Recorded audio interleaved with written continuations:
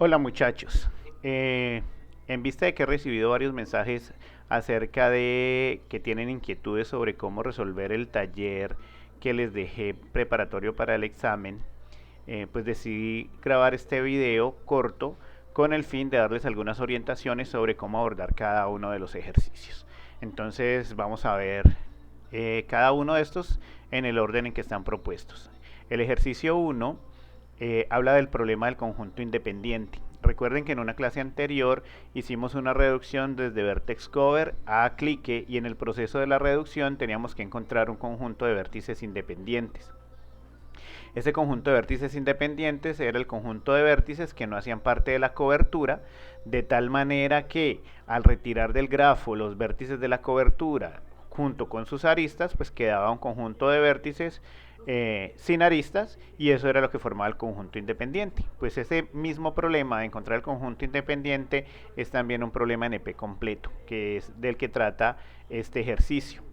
Entonces miremos la definición. Dice que dado un grafo G con su conjunto de vértices y de aristas, un subconjunto de vértices H que está contenido en el conjunto de vértices del grafo original, se considera un conjunto independiente si no hay dos vértices que sean adyacentes. ¿Qué quiere decir? Pues por la definición en el grafo de la cobertura pues no hay aristas y eso es lo que hace que se considere el conjunto de vértices como independiente porque no están conectados por ninguna arista. Entonces eso es lo que menciona allí la definición. Y el número de independencia de G es el tamaño de un conjunto independiente más grande. ¿Qué quiere decir? Que lo que pretendemos además es encontrar el conjunto más grande de vértices independientes sobre un grafo G. Y este es el complemento del problema de cobertura de vértices. Recuerden que en el problema de cobertura de vértices lo que buscamos es encontrar la cantidad más pequeña de vértices que me permitan cubrir todas las aristas del grafo. ¿Vale? Entonces el proceso de reducción desde vertex cover implicará encontrar primero una cobertura de vértices, ¿cierto? Y una vez tener la cobertura de vértices del grafo original, eliminar los vértices de la cobertura que se van junto con sus aristas y eso da como resultado el conjunto independiente, perdón. ¿No? Entonces el ejercicio 1.2 me piden probar que el problema del conjunto independiente es NP. ¿Qué quiere decir? Pues ustedes tienen que encontrar una forma de demostrar que si bien encontrar un conjunto independiente en un grafo no se puede resolver en un tiempo polinomial, ¿cierto? Y ahí tienen que argumentar el por qué, es decir, ustedes tienen que empezar a analizar pues qué es lo que deben hacer con cada uno de los vértices con respecto a los demás para determinar si ese conjunto o si ese vértice en particular hace parte del conjunto independiente o no, y eso finalmente tiene una estimación en términos de la cantidad de operaciones que tienen que resolver y por ahí demostrar que ese tiempo no es polinomial, pero que dada una instancia, es decir, dado un conjunto de vértices, usted sí puede comprobar o verificar en tiempo polinomial si esa entrada o esa instancia es o no un conjunto independiente. Y eso todavía es más sencillo porque, pues, dado un conjunto de vértices, lo que usted tiene que hacer es determinar si no hay dos vértices que estén conectados por una arista en ese conjunto de entrada. O incluso más sencillo, verificar que no hay aristas en ese conjunto de entrada, porque si hay aristas quiere decir que al menos dos vértices están conectados y por lo tanto no harían parte del conjunto independiente. Ahora, el 1.3 que habla sobre obtener la reducción de vertex cover al conjunto independiente y de esa manera probar que es NP completo, pues lo que busca es hacer básicamente lo que hemos hecho en los otros ejemplos en clase. Miren que siempre el proceso de reducción implica es una transformación. Cuando hablamos de reducir un problema desde otro, lo que buscamos es transformar un problema en el otro manteniendo o garantizando las propiedades de ambos problemas. ¿Ok?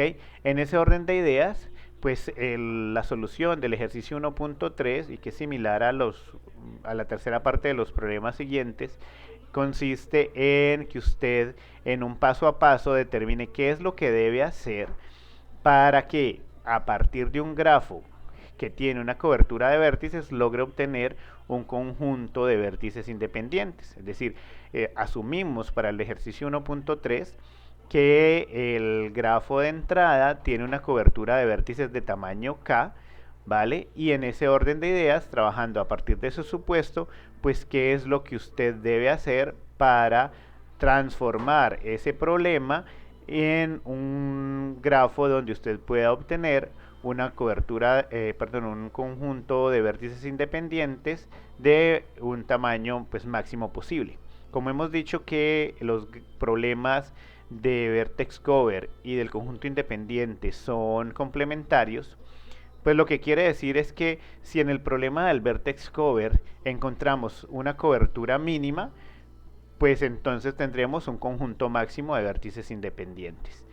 Y el ejercicio 1.4, justificar que la reducción se hace en tiempo polinomial, pues también es sencillo en el sentido de que una vez usted haya definido los pasos del ejercicio 1.3, pues usted de una manera muy simple va a comprobar o va a probar que efectivamente esos pasos se pueden ejecutar en un tiempo polinomial. ¿Ok? Bien, vamos con el siguiente ejercicio. En el ejercicio 2, que es el problema de la planificación de actividades, voy a mencionar lo primero sin leer textualmente la definición. Consiste en que usted tiene un conjunto de actividades que necesitan de un cierto recurso, ¿cierto? Esas actividades tienen un tiempo de duración, por eso hablamos de un tiempo de inicio y un tiempo final. La idea es que pues, el recurso no puede estar siendo utilizado por más de una actividad a la vez, pero el problema de optimización está en función de determinar cuál es el mayor conjunto de actividades posibles que pueden ser asignadas a ese recurso. Si ese problema lo queremos poner en términos de un problema de decisión, pues el problema consistiría en que, dado un conjunto de actividades y un recurso, determinar si ese recurso puede ser ejecutado por una cierta cantidad K de actividades, que obviamente no se cruzan en el tiempo. Por eso la definición dice formalmente que se tiene un conjunto S de actividades que están etiquetadas desde A sub 1 hasta A sub n, y cada una de esas actividades necesitan acceder a un mismo recurso, ¿cierto? De tal manera que el tiempo en el que cada actividad A sub i debe acceder al recurso está definido por los tiempos de inicio y finalización, que están denotados pues, por S sub i y F sub i respectivamente. Sabiendo que el recurso solo puede ser accedido por una actividad a la vez, es decir, no pueden haber actividades en ejecución en paralelo, el problema consiste en determinar cuál es el mayor número de actividades que puedan ser programadas. Ese es el problema de optimización.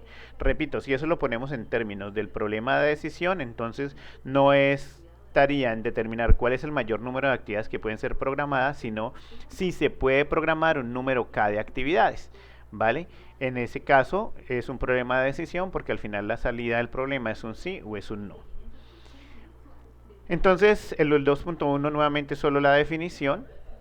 El 2.2 dice o nos pide probar que el problema de la planificación de actividades es NP. Entonces vuelve y juega. Para probar que es NP debemos probar o verificar que en efecto el problema no puede ser resuelto en tiempo polinomial, pero que sí puede ser verificado en tiempo polinomial. ¿Por qué no puede ser resuelto en tiempo polinomial? Porque usted tiene que pensar qué tendría que hacer con cada una de las actividades con respecto a las demás para determinar si esa actividad podría o no podría estar en la solución, ¿vale? Y entonces cuando usted haga ese proceso de análisis se va a dar cuenta que esa cantidad de instrucciones que toca ejecutar o que se deberían ejecutar, pues no se pueden llevar a cabo en un tiempo polinomial. Sin embargo, sí puede ser verificado en tiempo polinomial porque si yo a usted le doy una instancia de entrada y le digo determine si las actividades A sub 1, A sub 3 y A sub 5 pueden ser ejecutadas, pues ahí esa verificación sí es en tiempo polinomial porque el trabajo consistiría en verificar los tiempos de inicio y finalización de cada una y eso se hace pues muy rápidamente para determinar si esa instancia satisface o no satisface el problema. En el ejercicio 2.3, nuevamente obtener la reducción, como les decía, pues la reducción es simplemente la transformación del problema de un problema en otro. En este caso nos están pidiendo una reducción del conjunto independiente, que es el caso del ejercicio anterior, ¿cierto? Entonces, si yo tengo un conjunto independiente de vértices sobre un grafo, ¿de qué manera ese problema lo puedo transformar en el problema de la planificación de actividades y de esa manera dejar probado que es NP completo? Entonces, ¿eso qué nos implica? Eso nos implica que el problema de la asignación o de la planificación de actividades lo debemos llevar a una representación de grafos. ¿Qué deben hacer ustedes ahí? Pues deben pensar cuál es la manera más apropiada para representar en forma de un grafo el problema de la planificación de actividades. Entonces determinen qué son los vértices, ¿cierto? ¿Qué información estarían representando los vértices y qué información estaría representando los ejes? Y a partir de ahí, de formar un grafo que esté modelando el problema de la planificación de actividades, pues encontrar un conjunto independiente que me permita resolver el problema de la planificación de actividades. ¿Ok? Entonces, nuevamente, el resolver ese punto es un paso a paso. Primero hago tal cosa, entonces primero tengo que representar el problema de la planificación de actividades mediante un grafo donde los vértices son tal cosa y las aristas son tal cosa, ¿cierto? Segundo paso, entonces, bueno, ahí involucran el tema del problema del conjunto independiente. Entonces, cómo a partir del conjunto independiente de ese grafo que generaron pueden derivar en la solución del problema de la planificación de actividades y así pues los pasos que requieren.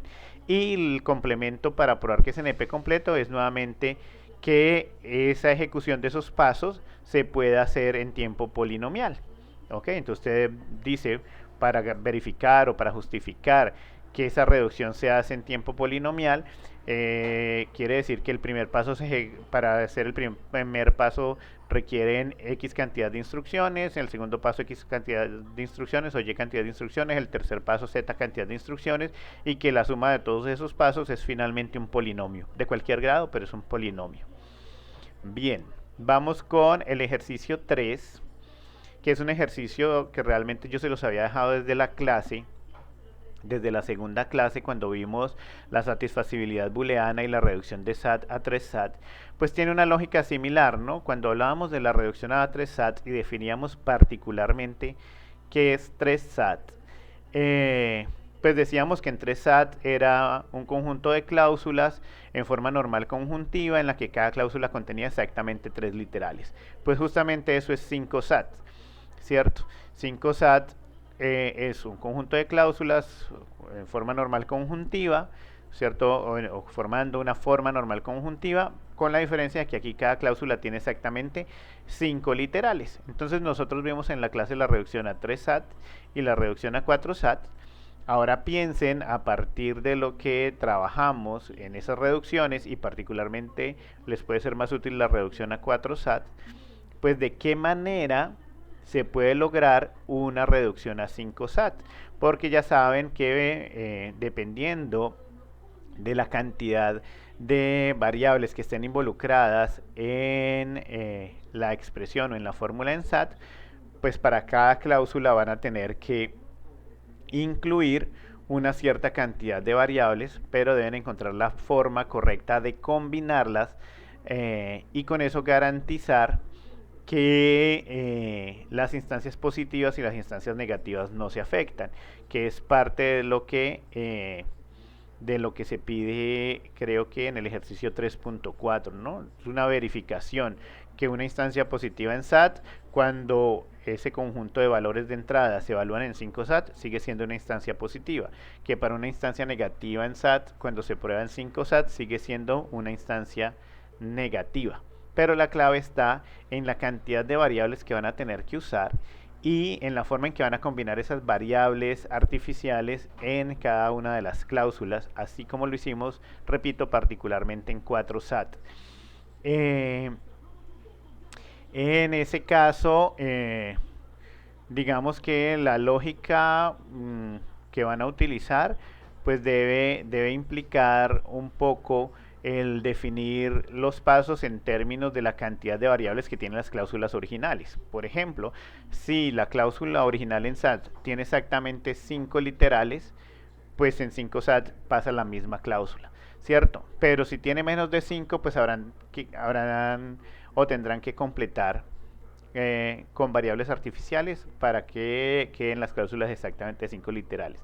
Y si son más de 5, es decir, si son 6 o más, pues también tendrán que involucrar una cierta cantidad de variables artificiales con el fin de que puedan particionar las 6 o más literales de la cláusula original de tal manera que queden cláusulas de 5 literales, pero debidamente combinadas, como les decía, para garantizar el, el cumplimiento de que instancias positivas en SAT implican instancias positivas en 5 SAT y que instancias negativas en SAT implican instancias negativas en 5 SAT.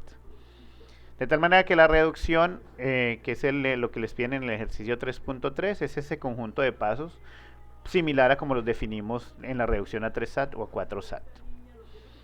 Bien, y el ejercicio 4, que es el de la tricolorabilidad, básicamente como problema de decisión, lo que me estaban preguntando es definir si dado un grafo yo puedo pintar todos sus vértices exactamente con 3 colores, ¿no? Y digamos que de manera predefinida pues se hablan de red, green, blue en el problema. Bueno, en realidad son 3 colores cualquiera. Si yo puedo pintar los vértices del grafo con 3 colores cualquiera, con la restricción de que 2 vértices adyacentes no pueden estar pintados del mismo color, ¿ok? Que es un problema que ustedes trabajaron en matemáticas discretas. Solo que en matemáticas discretas, digamos, uno se preocupaba por encontrar el número cromático, que era el número mínimo de colores con los cuales podía pintar el grafo. En este caso, repito, el problema es determinar si yo puedo colorear un grafo o los vértices de un grafo exactamente con 3 colores. Vale, entonces vuelve y juega. El problema 4.2 es el determinar si el problema de la tricolorabilidad es NP. Entonces, bueno, usted tiene que analizar qué tendría que hacer con cada uno de los vértices del grafo con respecto a los demás para determinar si exactamente con los 3 colores que tiene disponibles puede colorear el grafo. Y ahí digamos que en el peor caso es que usted llega hasta el penúltimo vértice para analizar, asumiendo que todos los vértices anteriores, todos los n-2 vértices anteriores, los puedo colorear con 3 colores, ¿no? Entonces, en el peor caso, que es cuando yo tengo que analizar todos los vértices del grafo, es cuando finalmente con toda la certeza yo puedo determinar que efectivamente el problema es NP en términos de que su solución no se obtiene en tiempo polinomial. ¿Por qué? Porque si yo parto de un supuesto de que el primer vértice que analizó tenía 4 vértices adyacentes, pues ya de entrada sé que no puede ser y ya tendría una respuesta. Pero, les repito, en el peor caso es cuando usted tiene que terminar explorando todos los vértices del grafo y ahí es cuando pues confirmamos efectivamente que esa solución no se puede obtener en tiempo polinomial. Entonces, en conclusión, con respecto al ejercicio 4.2, usted lo que tiene que especificar es qué tendría que hacer con cada uno de los vértices del grafo con respecto a los demás para determinar si con 3 colores los puede pintar. Y finalmente, pues, cuál es la cantidad en total de instrucciones que eso implica y verificar que efectivamente ese total de instrucciones no es polinomial. Para el ejercicio 4.3, nuevamente que nos piden la reducción, pues vuelve y juega. Miren que la reducción, que en este caso sí se las estoy dando, es un conjunto de pasos que se deben ejecutar para transformar un problema en otro. En este caso la reducción es desde 3 SAT al problema de la tricolorabilidad. Es decir, que dada una instancia en 3 SAT, yo pueda transformarlo, eso es reducirlo, transformarlo en el problema de la tricolorabilidad. Les doy entonces ahí los pasos que los voy a explicar, a pesar de que pues digamos el proceso está definido en el enunciado. Dice, lo primero que usted tiene que hacer es crear un grafo completo con 3 vértices, es rojo que representa falso, green que representa verdadero y blue que no tiene un valor de verdad asociado, ¿cierto? Este grafo completo pues es el triángulo que ven ahí en la imagen del step 1, del paso 1. Entonces eso lo van a hacer, digamos, independientemente de la cláusula que esté entrando, ¿vale? Luego el siguiente paso dice crear vértices para cada literal y conectarlos al vértice B. Es decir, que dependiendo de las variables que ustedes tengan en la cláusula 3SAT, pues por cada variable y su negada van a crear un vértice y los van a conectar todos a B. En principio no tienen color como se ve en la imagen, pero cada vértice con su negación va a estar también conectado a través de una arista.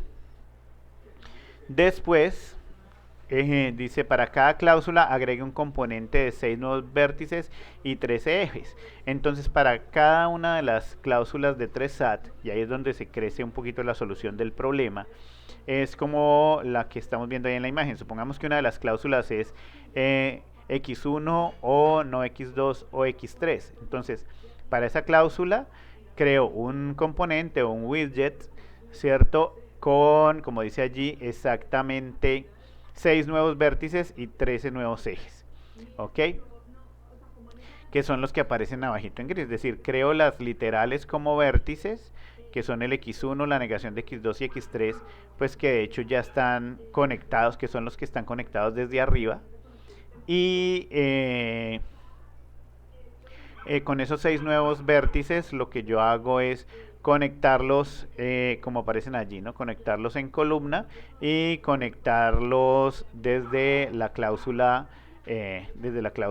verde, perdón, desde el vértice verde o desde el vértice true, y el vértice F también va conectado con uno de los vértices al final. Es decir, ese widget tiene la misma forma independientemente de la cláusula que sea.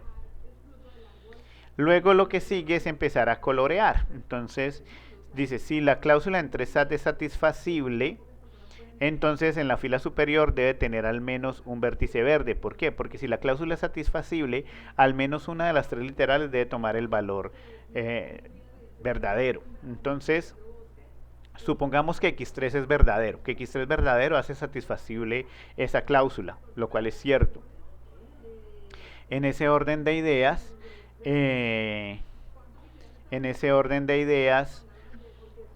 pintamos entonces x3 de verde, ¿vale? Y los demás los vamos a dejar de color. Les decía entonces que los otros vértices de la segunda fila se pintan realmente de cualquier color, de verde o de rojo, independientemente de los valores que tomen esas literales, ¿no? Digamos que no afectan. De la primera fila, perdón, que es la de las cláusulas. La segunda fila, entonces, se pintan de azul los que no están conectados con el vértice verde. El que está conectado con el vértice verde se pinta de rojo. Y en la tercera fila se intercalan los colores verde, rojo y azul, garantizando la propiedad de la coloración, que dos vértices adyacentes no tienen el mismo color, entonces forzando la propiedad. En el caso en el que la fórmula no sea satisfacible, entonces los 3 vértices de la primera línea serán rojos, ¿cierto? Los 3 vértices de la segunda fila serán azules, y nuevamente al tratar de forzar las propiedades en la última fila intercalando los colores verde, rojo y azul, van a ver que no hay una manera de colorear sin que haya una violación a las propiedades de coloración. Entonces, bueno, ese es el proceso de reducción, de tal manera que en el ejercicio 4.4, donde se pide el entendimiento de la reducción, pues lo que tienen que hacer es pues dibujar el grafo correspondiente a esa fórmula phi en 3SAT, ¿cierto? Y para una instancia verdadera, pues verificar que sí existe una coloración, una tricoloración que cumple las propiedades, y verificar que para una instancia falsa, pues van a ver que no existe una tricoloración. Repito, para la instancia verdadera, entonces, la literal que corresponde al valor verdadero, que va a tomar el valor verdadero, se pinta de verde, que es la de la primera fila, la de la segunda fila, que está conectada con esa literal verdadera, se pinta de rojo, las demás de la segunda fila se pintan de azul, y en la tercera fila se pintan intercalando rojo, verde, azul, de tal manera que se garanticen las propiedades y se va a lograr. En una instancia falsa, Entonces las 3 literales de la primera fila van de rojo, las 3 de la segunda fila van de azul, y al tratar de forzar las propiedades de la última fila van a ver que se va a llegar a una contradicción, porque no va a ser posible garantizar el cumplimiento de las propiedades. Y en el ejercicio 4.5, pues justificar que la reducción se hace en tiempo polinomial, pues nuevamente es que ustedes analicen cuál fue el proceso de transformar una cláusula o una fórmula phi 3sat en un grafo y colorearlo y estimar cuántas instrucciones implica eso y verificar que el total de esas instrucciones es finalmente un polinomio, es decir, que se ejecuta en tiempo polinomial. Bien, entonces con esas explicaciones pues un poco rápidas, espero que se les aclaren más las dudas acerca de cómo abordar el taller. Para el examen realmente les doy la tranquilidad en términos de que no voy a esperar que ustedes ante un problema, por ejemplo como este de la coloración, saquen como debajo de la manga una transformación que en principio no es tan obvia, ¿cierto? Entonces eventualmente o les voy a dar una transformación para que ustedes la analicen y la verifiquen, ¿cierto? O les puedo dar un par de transformaciones para que ustedes las analicen y determinen cuál de esas transformaciones es la que puede reducir de un problema a otro. O en el caso en el que ustedes sí tengan que escribir una reducción, como aquí en el problema, en los ejercicios 1 y 2 del taller, pues es porque esa reducción es, digamos, la pueden deducir fácilmente a partir de los ejemplos que hemos trabajado en la clase. Bien, entonces quedo pendiente de sus inquietudes. Feliz resto de día y espero que les haya servido este video con estas pequeñas aclaraciones, que si bien como les digo lo hice muy rápido, pues tiene sentido en función de que pues, la lógica es que ustedes mismos puedan resolver los ejercicios más allá que yo les diga exactamente cómo resolverlos. Un saludo para todos, feliz día.